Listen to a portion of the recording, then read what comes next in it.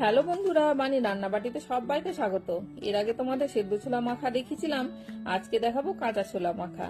এটি অত্যন্ত একটি স্বাস্থ্যকর খাবার, আর যারা নিয়মিত ওয়ার্কআউট করো তারা তো একটা টাইম এটা খেতেই পারো। এছাড়া সবাই খেতে পারে আর খেতেও অসাধারণ লাগে। এর জন্য এক বাটি 5 কলায় 4-5 ঘন্টা আগে ভিজিয়ে রেখে দিয়েছিলাম। 4-5 ঘন্টা পর ধুয়ে পরিষ্কার করে একটা পাত্রে নিয়ে নিলাম। এরপর শসা কুচি, পেঁয়াজ কুচি, টমেটো কুচি, একটা সেদ্ধ আলু টুকরো করা, অল্প বাদাম ভাজা, 1 চামচ বিট লবণ, অল্প স্বাদের জন্য চিনি, 2টো কাঁচা লঙ্কা কুচি, চাট মশলা, গোলমরিচ গুঁড়ো ও ধনেপাতা কুচি দিয়ে দিলাম। এরপর একটা পাতিলেবুর রস ছড়িয়ে দিয়ে ভালো করে মেখে নিয়ে মাঝে অল্প চানাচুর ও ভাজা মশলা দিয়ে ভালো করে মেখে নিলেই রেডি আমাদের টেস্টি কাঁচা ছোলা মাখা। আজকের ভিডিওটি তোমাদের কেমন লাগলো অবশ্যই একটি কমেন্ট করে জানিও, তাহলে তো তোমাদের ধন্যবাদ জানাতে পারবো। চলো সবাইকে টাটা।